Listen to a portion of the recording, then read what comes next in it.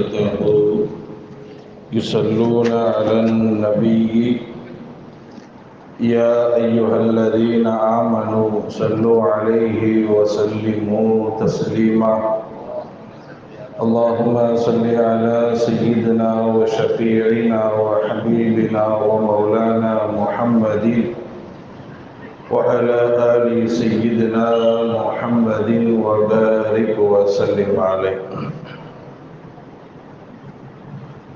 அல்லாஹ் ஜல்ல ஷானஹு வ தஆலா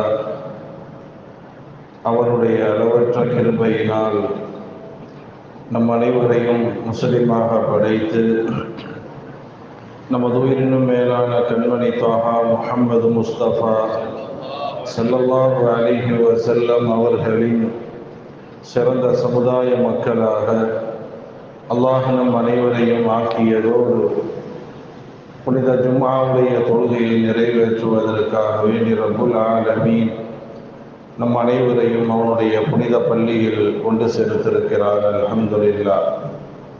வல்ல ரஹ்மான் நம் அனைவரையும் அவனால் ஒப்புக்கொள்ளப்பட்ட நல் அடியார்களின் கூட்டத்தில் ஆக்கி அருள் புரிவானாக. ஆமீன். வாழும் காலமெல்லாம் அவனுடைய கட்டளைகளுக்கு அடிபணிந்து நடந்து அவனுடைய அன்பையும் அருளையும் பெற்றவர்களாக வாழ்ந்து மரணிப்பதற்கு அல்லாஹ் நம் அனைவருக்கும் தௌஃபீக் செய்வானாக. ஆமீன். கண்ணியத்திற்கும் மரியாதைக்கும் உரிய அன்பான பெருமக்களே, பெற்றோர்களாகிய நாம் நமது பிள்ளைகளுக்கு செய்ய வேண்டிய கடமைகளில் மிக முக்கியமான ஒரு கடமை எப்பொழுதும் அவர்களுக்காக வேண்டி நாம் துஆ செய்ய வேண்டும் என்பதை பற்றி தான் நாம் பேசி வருகிறோம். வயதான ஒரு பெண்மணி, அவர்களிடத்தில் ஒரு ஆள் வந்து கேட்குறாங்க, உங்கள் பிள்ளைங்களை நீங்கள் நல்ல முறையில் வளர்க்குறதுக்கு என்ன காரணம்?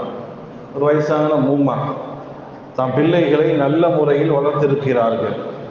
அவங்கள்ட்ட போய் கேட்குறாங்க, உங்கள் பிள்ளைங்களை இவ்வளவு நல்லா வளர்த்துருக்கிறீர்களே, எப்படி உங்கள் பிள்ளைங்களை இவ்வளவு நல்லா வளர்த்துருக்கிறீங்க என்று கேட்டதற்கு இந்த பெண்மணி சொன்னார்கள், நான் நஃபில் தொழும் பொழுதெல்லாம், நஃபிலான தொழுகைகளை நான் தொழும் பொழுதெல்லாம் சஜதாவில் வைத்து நான் துஆ செய்வேன், அல்லாஹும் ர்ஸுக்னி வ இய்யாஹும் அல் இல்மன் நாஃபிஆ, அல்லாஹ்வே எனக்கும் என் பிள்ளைகளுக்கும் பயனுள்ள கல்வியை கொடு, ஒரு ரிஸுக்கல் வாசிஆ, விசாலமான ரிஸுக்கை கொடு, வல் அமல சாலிஹ், நல்ல அமல்கள் செய்யக்கூடிய நசீபை கொடு, ஒரு ஸுக்னி பிர்ரஹும், எனது பிள்ளைகள் பெற்றோர்களுக்கு கட்டுப்படக்கூடியவர்களாக நீ ஆக்கு, வருதி அன்னி வ அன்ஹும், என் பிள்ளைகளையும் என்னையும் நீ பொருந்திக் கொள்வாயாக என்று நான் நஃபில் தொழும் பொழுதெல்லாம் சஜதாவில் வைத்து என் பிள்ளைகளுக்காக வேண்டி துஆ செய்வேங்கிறாங்க.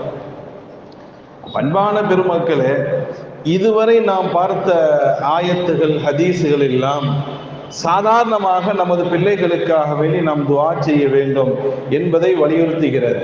ஆனால் இந்த சம்பவம் பர்டிகுலராக சஜதாவில் வைத்து, ஏன்னா ஸல்லல்லாஹு அலைஹி வஸல்லம் சொன்னார்கள் இல்லையா, சஜதாவில் வைத்து கேட்கப்படக்கூடிய துஆ அல்லாஹ்விடத்தில் அங்கீகாரம் பெறும். சுஜூதில் வைத்து அல்லாஹ்விடத்தில் துஆ செய்யும் பொழுது அந்த துஆவை அல்லாஹ் ஏற்றுக்கொள்கிறான். இந்த வயதான மூமா சொல்றாங்க, நான் நஃபில் தொழும் பொழுதெல்லாம் சஜதால என் பிள்ளைங்களுக்காக நான் துஆ செஞ்சுக்கிட்டே இருப்பேன்.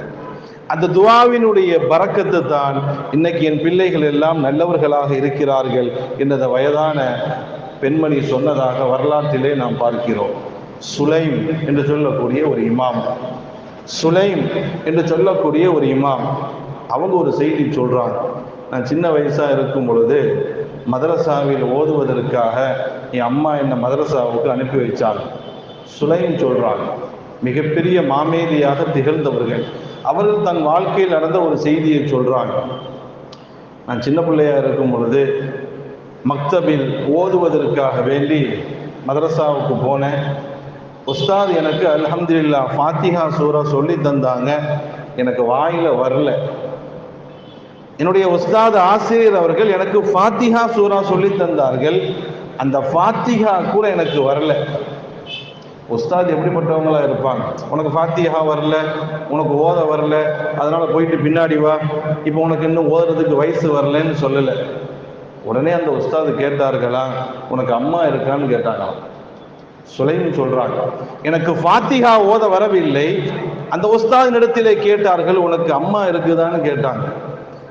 அப்போ சுலைம் சொல்லியிருக்கிறாங்க, ஆமா எனக்கு அம்மா இருக்கிறாங்க, உயிரோடு இருக்கிறாங்க. அப்போ உஸ்தாத் சொல்லி அனுப்புனாங்களாம், உன் அம்மாட்ட போய் உனக்காக வேண்டி துவா செய்ய சொல்லு, உனக்கு ஃபாத்திஹா கூட வாயில் வரமாட்டிருக்குது, உனக்கு எப்படி நான் குர்ஆனை சொல்லி தருவேன்னு தெரியல, குறைந்தபட்சம் இதை நீ செய், உன் அம்மாட்ட போய் உனக்காக வேண்டி துவா செய்ய சொல்லு. இந்த புள்ள நேரம் வந்து அம்மாட்ட சொல்லிடுச்சு, எனக்கு ஃபாத்திஹா சொல்லி தந்தாங்க, எனக்கு ஃபாத்திஹா வரல, உஸ்தாது கேட்டாங்க உனக்கு அம்மா இருக்கான்னு கேட்டாங்க, அம்மா இருக்குன்னேன், உன் அம்மாட்ட போய் துவா செய்ய சொல்லுன்னு சொன்னாங்க. அன்னைக்கு கை தூக்கிய அம்மா, தன் மகன் சுலைமிற்காக வேண்டி கை தூக்கிய அம்மா, அந்த துஆவினுடைய மாற்றம் எந்த அளவுக்கு இருந்தது என்று சொன்னால், அதற்கு பிறகு ஃபாத்திஹா ஓதுவது கூட தெரியாத அந்த சுலைம் தாயினுடைய துஆவினுடைய பரக்கத்தினால் பகதாதிற்கு செல்கிறார்கள்.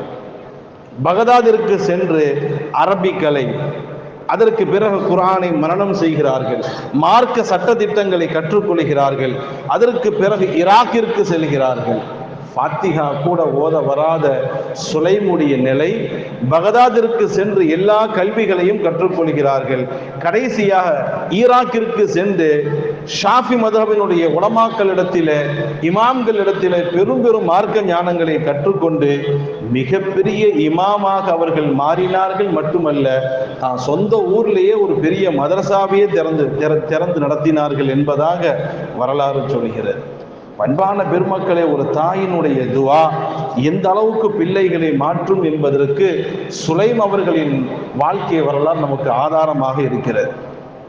ஒரு ஆளுக்கு அதிகமான ஆண் குழந்தைகள், ஒருவருக்கு அதிகமான ஆண் குழந்தை, எல்லா பிள்ளைங்களையும் ரொம்ப அருமையாக வளர்த்திருக்கிறார். ஏற்கனவே ஒரு வயதான பெண்மணி சொன்னமில்லை, அதே மாதிரி ஒரு ஆண் ஒருவர், தந்தை ஒருவர் தன் பிள்ளைகளை நல்ல அழகான முறையில் வளர்த்திருக்கிறார்.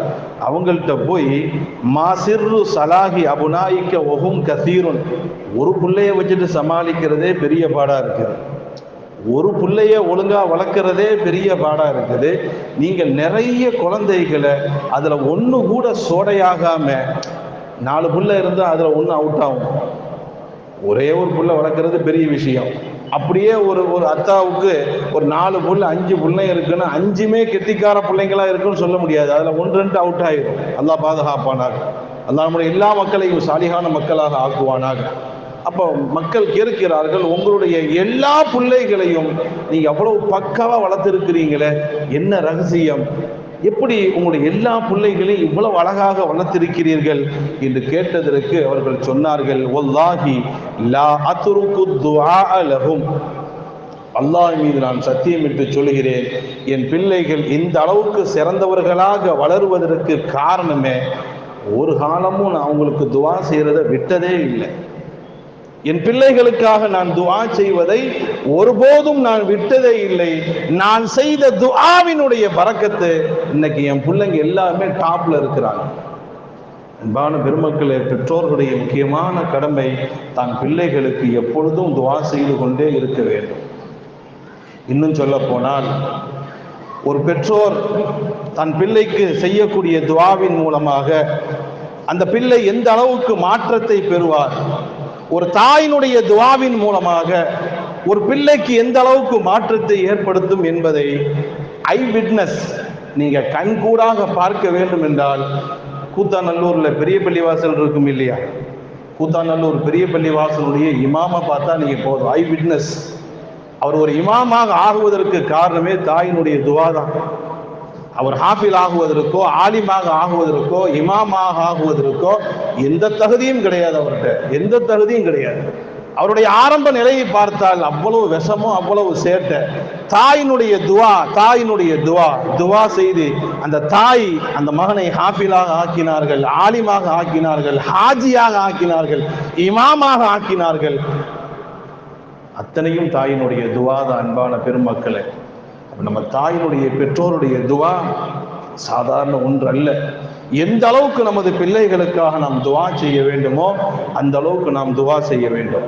இதுவரை அன்பான பெருமக்களே, பெற்றோர்கள் பிள்ளைகளுக்கு செய்ய வேண்டிய முக்கிய கடமை என்ன? துஆ செய்யணும். ரெண்டாவது, பதுவா செஞ்சிடவே கூடாது. ரெண்டாவது என்ன? இதுவரை துஆ சம்பந்தமா பேசிட்டு வந்திருக்கிறேன். பெற்றோர்கள் தன் பிள்ளைகளுக்கு செய்ய வேண்டிய முக்கிய கடமை என்ன? எப்பொழுதும் துஆ செய்து கொண்டே இருக்க வேண்டும் அந்த பிள்ளைகளுக்காக வேண்டி. மாறாக ஒருபோதும் தாம் பிள்ளைகளுக்கு எதிராக பதுவா செஞ்சிடவே கூடாது. ரசூலுல்லாஹி ஸல்லல்லாஹு அலைஹி வஸல்லம் அவர்கள் சொல்வார்கள், லா ததுஉ அலா அன்ஃபுசிக்கும் வலா ததுஉ அலா அவுலாதிக்கும் வலா ததுஉ அலா அம்வாலிக்கும். உங்களுக்கு எதிராக கூட நீங்க துஆ செஞ்சிடாதீங்க. சில சமயங்கள்ல கஷ்டங்கள் சிரமங்கள் வரும் பொழுது இப்படி இருக்கிறதுக்கு பேசாம மௌத்தா போய் தொலைஞ்சிடலாம். சில சமயங்கள்ல கஷ்டங்கள் சிரமங்கள் வரும் பொழுது அதை தாங்கிக் கொள்ள முடியாத ஒரு நிலை வரும் பொழுது இப்படியெல்லாம் வாழ்றதுக்கு போய் சேர்ந்துடலாம் போல தெரியுது. இப்படியெல்லாம் ஒரு வாழணுமா, இதுக்கு செத்து போயிடலாம். அதே மாதிரி உங்களுடைய பொருட்களுக்கு எதிராக, உங்களுடைய செல்வங்களுக்கு எதிராக, வலா ததுஉ அலா அவுலாதிக்கும், உங்களுடைய பிள்ளைகளுக்கு எதிராக நீங்க ஒருபோதும் பதுவா செஞ்சிடாதீங்க. ஏன்னா ஸல்லல்லாஹு அலைஹி வஸல்லம் சொன்னார்கள், லா துவாஃபிகு மினல்லாஹி ஸாஅத்தன் இஸ்அலு ஃபீஹா அதாஉன் ஃபயஸ்துஜீப லக்கும். நீங்க யதார்த்தமா உங்க பிள்ளைங்க விஷமம் பண்ணுது, உங்க பிள்ளைங்க சேட்டை பண்ணுதுன்னு நீங்க சொல்லி திடீர்னு ஏதாவது ஒரு பதுவா செய்வீங்க. அந்த நேரம் துஆ ஒப்புக்கொள்ளப்படக்கூடிய நேரமாக இருந்தனா உங்க பிள்ளைங்க தொலைஞ்சாங்க. அதோட பதுவா செஞ்சிடாதீங்க. எவ்வளவு விஷமம் பண்ணாலும் சரி, உங்க பிள்ளைங்க எவ்வளவு சேட்டை செய்தாலும் சரி, உங்களுக்கு எவ்வளவு தொந்தரவு கொடுத்தாலும் சரி, துஆ செய்யுங்கள்.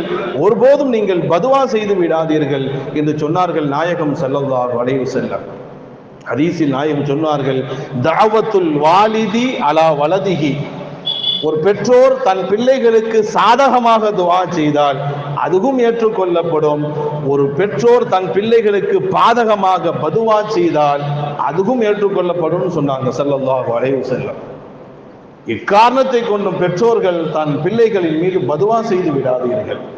அதிலும் குறிப்பாக தாய்மார்கள் தான் ரொம்ப அதிகமாக பதுவா செய்வாங்க. ஆண்களை விட, அத்தாவை விட இந்த பதுவா செய்யறதுங்கிறது அது பெண்கள்கிட்ட உள்ள குணம். ஏன்னா ஸல்லல்லாஹு அலைஹி வஸல்லம் அவர்கள் சொல்வார்கள், அதிகமாக நான் பெண்களை நரகத்தில் நான் பார்த்தேன். ஸல்லல்லாஹு அலைஹி வஸல்லம் சஹாபி பெண்மணிகளை பார்த்து சொன்னார்கள், அதிகமாக நான் நரகத்தில் பெண்களை நான் பார்த்தேன். சஹாபா பெருமக்கள் பெண்மணிகள் ஆடிட்டாங்க, யார ரசூலல்லாஹ், நாங்க என்ன தப்பு பண்ணோம்? நாங்கள் அதிகமாக நரகில் இருப்பதற்கு நாங்கள் என்ன தவறு செய்தோம்? ஸல்லல்லாஹு அலைஹி வஸல்லம் ரெண்டு காரணம் சொன்னாங்க. ஒன்னு யுக்ஸிர்னல் லஅன வ யக்ஃபுர்னல் அஷீர. ஒன்னு என்ன, இந்த அதிகமாக சபிக்கக்கூடிய குணம் உங்கள்கிட்ட இருக்குதுன்னாங்க ஸல்லல்லாஹு அலைஹி வஸல்லம்.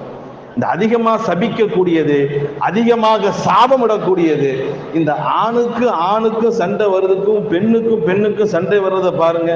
ஒரு ஆணுக்கு சண்டை வர்றதா இருந்தா அந்த சண்டையினுடைய திட்டம் எல்லாம் ரெண்டு பேரோட முடிஞ்சிடும்.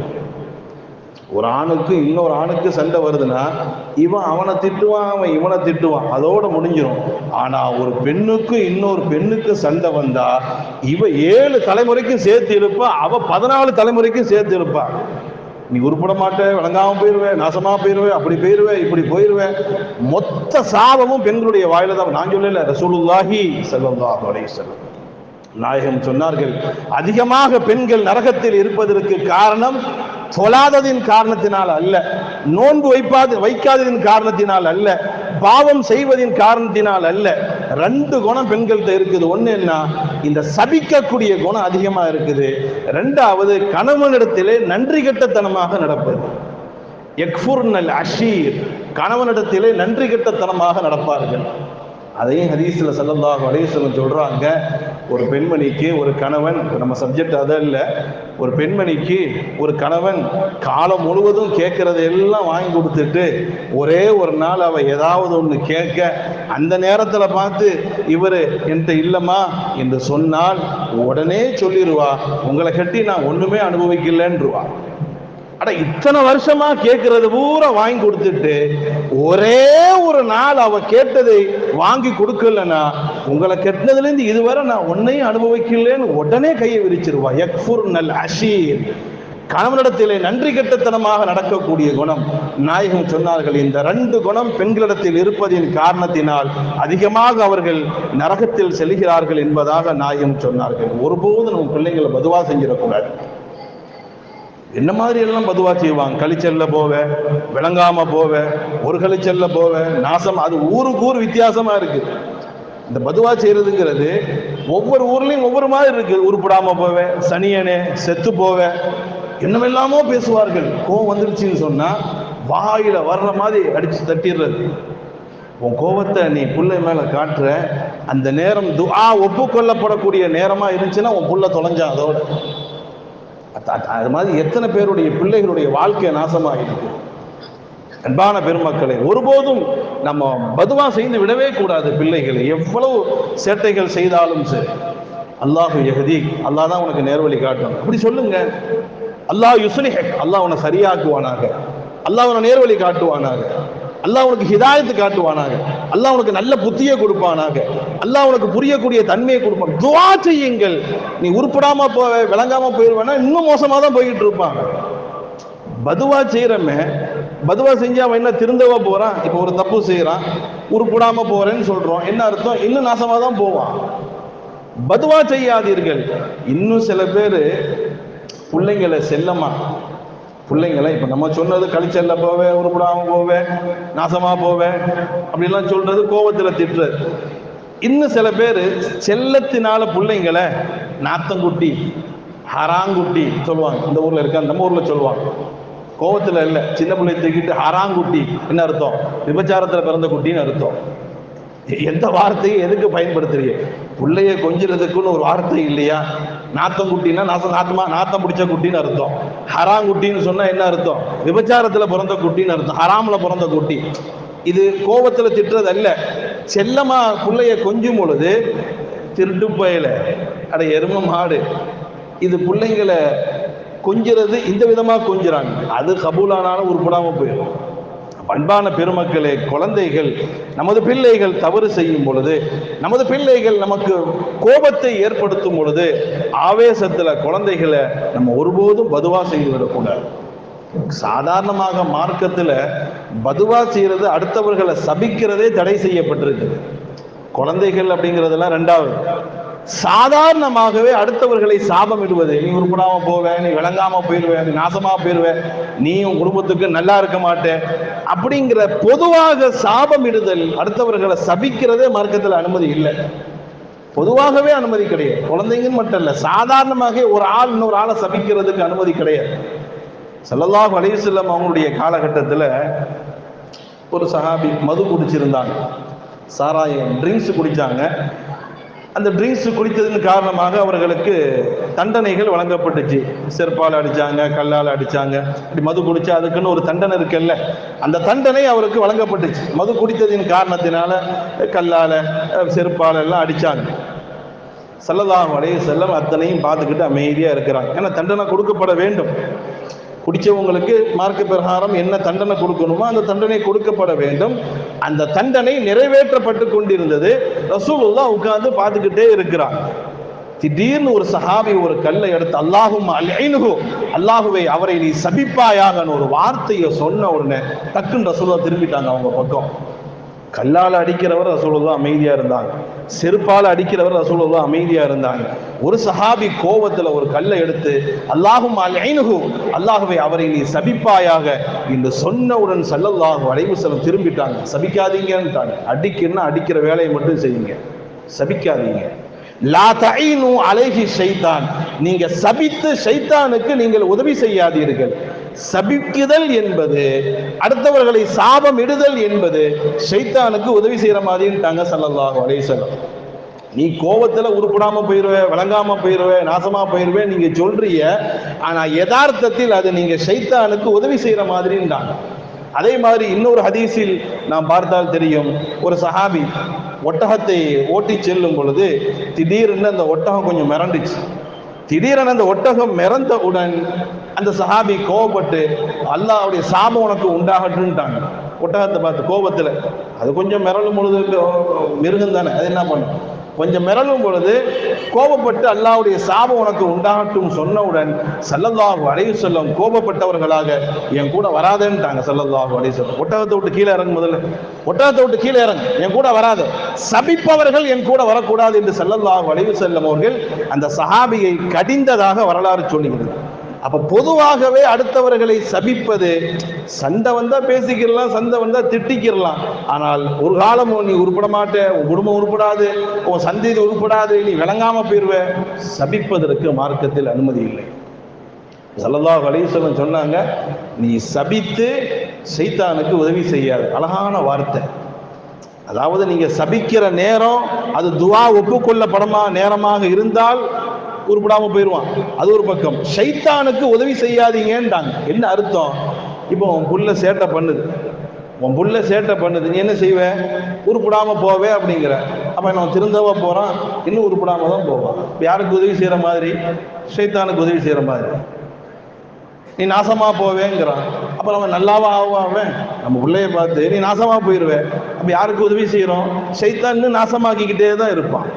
அப்ப குழந்தைகளுக்கு பொதுவாக நம்ம துவா செய்யணும்.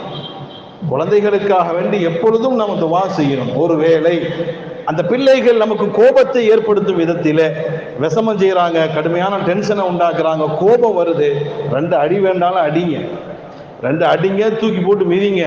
ஆனால் ஒருபோதும் சபித்து விடாதீர்கள். நீ உருப்படாம போயிடுவாடா, சபிக்காதீர்கள். என்ன குழந்தைங்க என்ன கல்லா அல்லது மலக்குகளா? நம்ம பிள்ளைங்க கல்லா அல்லது மலக்குகளா? அப்படியே எந்த சேட்டையும் செய்யாம அப்படியே இருப்பது இருக்கு. அந்தந்த வயசுல எல்லாம் வரதான் செய்யும். அந்தந்த வயசுல சேட்டை வரக்கூடிய, சேட்டை விஷமம் வரக்கூடிய வயசுகள் அது எல்லாம் வரதான் செய்யும். நம்மளும் அந்த மாதிரி வளர்ந்து வந்தவங்க தானே. அப்ப அந்தந்த வயசுகளில் அதெல்லாம் நடக்கும். பெற்றோர்கள் பொறுமையோடு இருக்க வேண்டும். அவசரப்பட்டு பதுவா செய்து விடக்கூடாது. நான் சின்ன வயசா இருக்கும் பொழுது கொஞ்சம் நான் சொல்லியிருக்கேன்ல, விஷமம் பண்ணியிருக்கிறேன். என் தாயார் என்ன பெரிய பெரிய சீதேவிகளுக்கெல்லாம் கொண்டு போயிருக்கிறாங்க. பெரிய பெரிய சீதேவி நம்ம ஊர்ல இருந்தாங்க. நஹ்வி அப்பான்னு சொல்லக்கூடிய நஹ்வி அப்பா ரொம்ப பெரிய விசேஷமானவங்க. அல்லாஹ் நமக்கு சின்ன வயசுல பெரும் பெரும் சீதேவிகளை பார்க்கக்கூடிய ஒரு நசீபை கொடுத்தான். அந்த பரக்கத்து தான் இன்னைக்கு நம்ம இந்த இடத்துல நிக்கிறோம்னு வைங்களேன். இல்லை நம்ம வேற எங்கேயோ இருக்க வேண்டியவர்கள். அப்போ ஒரு பெரிய சீதேவி நஹ்வி அப்பான்னு சொல்லக்கூடிய, நஹ்வின்னு சொன்னாவே இந்த அரபி கிராமர்ல அவ்வளவு தேர்ச்சி பெற்றவங்க. நஹ்வின்னு சொல்லிட்டு ஒரு குடும்பமே காயல்பட்டத்தில் இருக்கிறாங்க. இந்த அரபி கிராமர்ல ரொம்ப தேர்ச்சி பெற்றவங்க. அந்த அந்த சந்ததியில் வரக்கூடிய அவ்வளோ பேருமே வலிமார்கள் தான். அதுல ஒரு சில பேர் நம்ம பார்க்கக்கூடிய நசீப் அல்லாஹ் தந்தான். ரொம்ப சிறப்பானவங்க. நான் பார்க்கும் பொழுதே வயசானவங்களா இருந்தாங்க. என் தாயார் அவங்கள்ட்ட நல்ல எனக்கு இன்னும் ஞாபகம் இருக்குது. என்னுடைய தாயார் அவங்கள்ட்ட அழைச்சிட்டு போய், பையன் ரொம்ப விஷமம் பண்றான், நீங்க துவா செய்யுங்க, ரொம்ப சேட்டை பண்றான், துவா செய்யுங்க. அவங்க என்ன சொன்னாங்க தெரியுமா? அந்தந்த வயசுல அதெல்லாம் வரதாமா செய்யும், அந்தந்த வயசுல அதெல்லாம் வரதான் செய்யும். இன்ஷா அல்லாஹ் பின்னாடி பெரிய ஆளாகுவான், துவா செய்தார்கள். பின்னாடி பெரிய ஆளா வருவான், அந்தந்த வயசுல அதெல்லாம் வரதான் செய்யும், பொறுமையாக இரு என்று சொல்லி அனுப்பினார்கள். வரலாற்றிலே ஒரு செய்தி நாம் பார்க்கிறோம். ஒரு புள்ள ரொம்ப விஷமம் பண்ணுது, ஒரு புள்ள ரொம்ப சேட்டை பண்ணுதுன்னு சொல்லிட்டு ஒரு பெரியவங்கள்ட்ட போய் துவா செய்ய சொல்லி அவங்க சொன்னாங்க, வேணாமா, அந்தந்த வயசுல எல்லாம் அந்த சேட்டைகள் எல்லாம் வரதான் செய்யும், நம்ம தான் கொஞ்சம் பொறுமையா இருக்கணும் என்று சொல்ல, அந்த தாய் இல்ல இல்ல என்னால தாங்க முடியல என்னுடைய சேட்டை, நீ கொஞ்சம் துவா செய்யுங்கன்னு சொல்ல, அந்த பெரியவங்க துவா செய்ய ஆக்டிவே இல்லாம போயிட்டான். ஆக்டிவா இருந்தவன் செய்த துவாவின் மூலமாக ரொம்ப விஷமம் பண்றான், துவா செஞ்ச அப்படியே சொங்கி மாதிரி உட்கார்ந்து அப்படிதான் செய்ய முடியும். பண்பான பெருமக்களை, என் புள்ள சேட்டையே பண்ணாம விஷமமே பண்ணாம இருக்குன்னா ஒண்ணு கல்லா இருக்கணும் அல்லது மலக்கா இருக்கணும். கல் வச்ச இடத்துல அப்படியே இருக்கும். மலக்குமார்கள் எந்த தவறும் செய்ய மாட்டாங்க. நம்ம மனிதர்கள் சேட்டைகள் வர வேண்டிய நேரத்தில் வரும், விஷமம் வர வேண்டிய நேரத்தில் வரும். அதெல்லாம் ஒரு வயசுக்கு பிறகு தானாக அடங்கும். அதுவரை பெற்றோர்கள் பொறுமை காக்க வேண்டும். பெற்றோர்கள் பிள்ளைகளுக்காக வேண்டி துவா செய்யணும். ஒருபோதும் பதுவா செய்து விடக்கூடாது என்பதைத்தான் நாம் திரும்ப திரும்ப அழுத்தமாக சொல்கிறோம்.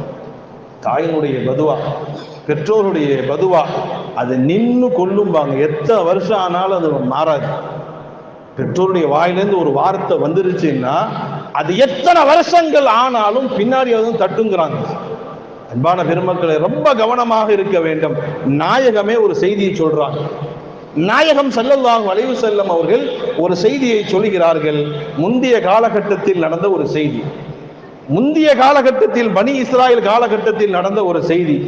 ஜுரைஜ்னு சொல்லக்கூடிய ஒரு பெரிய சீதேவி இருந்தாங்க. ஸல்லல்லாஹு அலைஹி வஸல்லம் அவர்கள் சஹாபாக்களுக்கு இந்த சம்பவத்தை சொல்றாங்க. ஜுரைஜ்னு சொல்லக்கூடிய ஒரு மனிதர், முந்தைய காலகட்டத்தில் இருந்தவர்.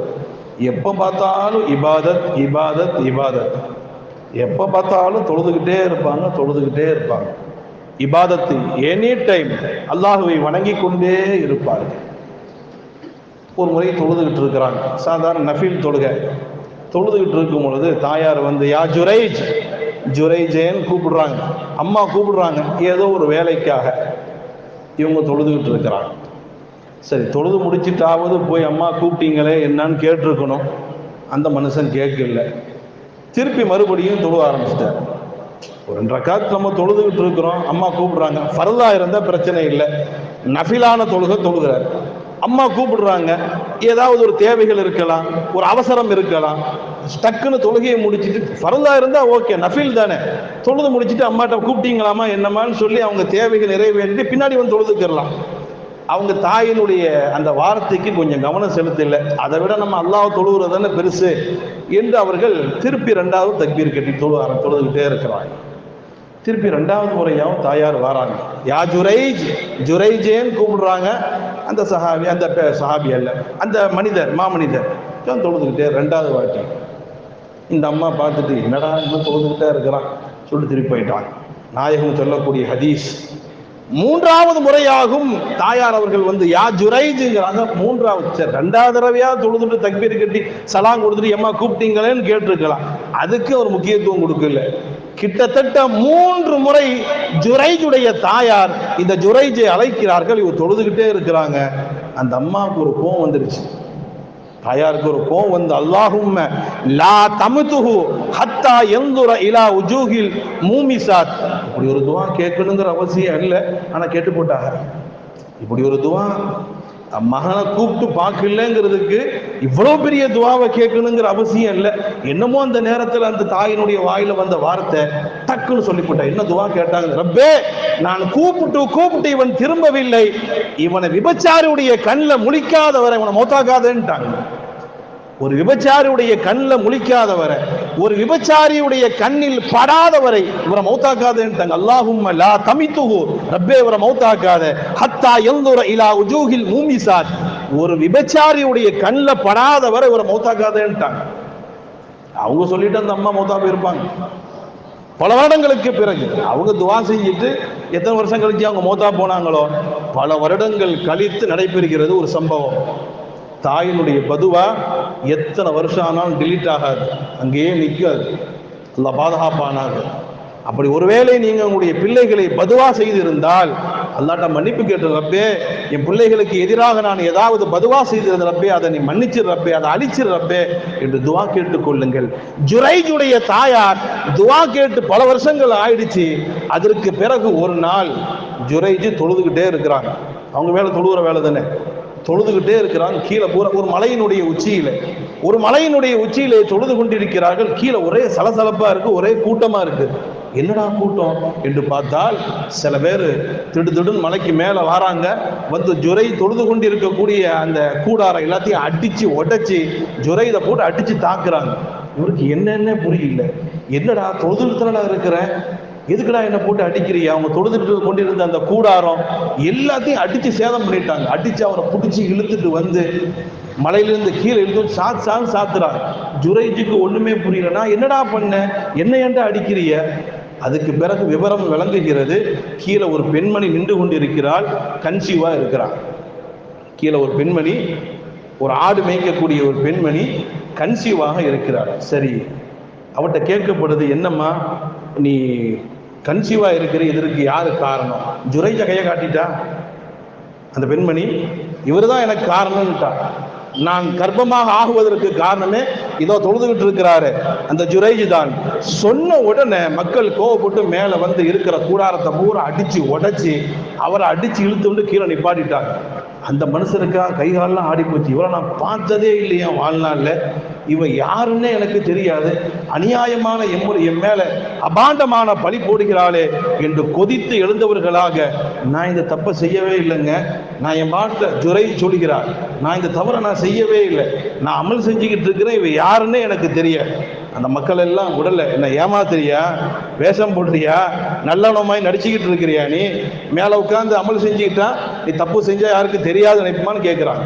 ஜுரைஜுக்கு கோபம் கொந்தளிக்கிறது. என்னடா செய்யாத தவறுக்காக வேண்டி என் மீது அபாண்டமான பழி போடுகிறார்கள் என்று கோபப்பட்டவர்களாக சொன்னாங்க. அந்த பெண்ணுடைய வயிற்றை பார்த்து, குழந்தையே நீ சொல், உனக்கு தகப்பன் யாருன்ட்டாங்க. ஜுரைஜுக்கு வந்த கோபத்துல நம்ம சொன்னா ஏத்துக்கிற மாட்டிருக்காங்கிற நிலையில் ஜுரைஜ் ஸல்லல்லாஹு அலைஹி வஸல்லம் சொல்லுவாங்க, குழந்தையாக இருக்கும் பொழுது 3 நபர்கள் பேசினார்கள். ஹாலத் திஃபுல், குழந்தையாக இருக்கும் பொழுது 3 நபர்கள் பேசினார்கள். ஒன்று ஈசா அலைஹிஸ்ஸலாம், யஹ்யா அலைஹிஸ்ஸலாம், 3வது இந்த ஜுரைஜுடைய குழந்தை, அந்த பெண்மணியுடைய அந்த சம்பவத்தில் நடந்த அந்த குழந்தை. 3 பேர் குழந்தையாக இருக்கும் பொழுதே பேசியிருக்கிறார்கள்.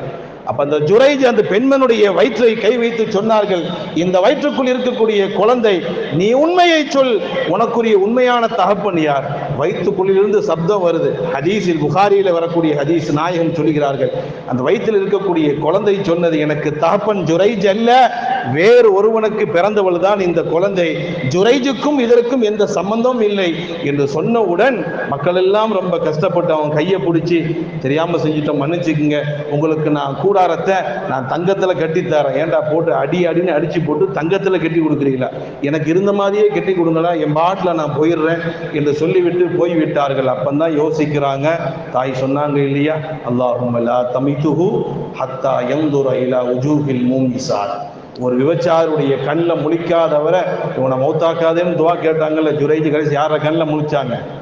ஒரு விபச்சாருடைய கண்ணில் முழிக்க வேண்டிய ஒரு நிலை ஏற்பட்டுச்சு. அந்த அம்மா எப்போ பதுவா செஞ்சாங்களோ தெரியல, எத்தனை வருஷத்துக்கு பிறகு அது கபூல் ஆயிருக்குது பாருங்க. அன்பான பெருமக்களே, இந்த குழந்தைகளை பதுவா செய்வது, பிள்ளைகளை பதுவா செய்வது ஒருபோது நம்முடைய வாழ்ந்து வந்துவிடவே கூடாது. இன்னும் இது சம்பந்தமான சில செய்திகள் இருக்கிறது, இன்ஷா அல்லாஹ் அதையும் நாம் சொல்வோம். அல்லாஹ் ஜல்ல ஷானஹு வ தஆலா நமது பிள்ளைகளை சாலிஹான பிள்ளைகளாக ஆக்கி அருள் புரிவானாக.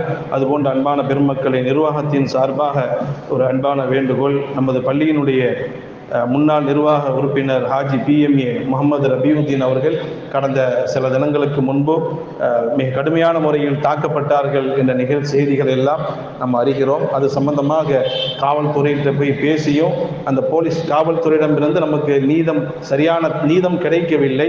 எனவே அதை குறித்து நம்ம நாளை காலை, சனிக்கிழமை காலை 10 மணி அளவில் கூத்தாநல்லூர் காவல் நிலையத்திற்கு முன்பே மிகப்பெரிய ஆர்ப்பாட்டம், கூத்தாநல்லூருடைய எல்லா பள்ளிவாசலுடைய ஜமாத்துகளும், அதுபோன்று திருவாரூர் மாவட்ட ஐக்கிய ஜமாத் கூட்டமைப்பு, மற்ற எல்லா கட்சிகளும் சேர்ந்து நமது ஊரில் இப்படி ஒரு சம்பவம் நடைபெற்றதை நினைத்து அதற்காக வேண்டி மிகப்பெரிய கண்டன ஆர்ப்பாட்டத்தை ஏற்பாடு செய்திருக்கிறார்கள். இன்ஷா அல்லாஹ் நாளை காலை சனிக்கிழமை 10 மணிக்கு சரியாக கூத்தாநல்லூர் காவல் நிலையம் முன்பு நடைபெற இருக்கிறது.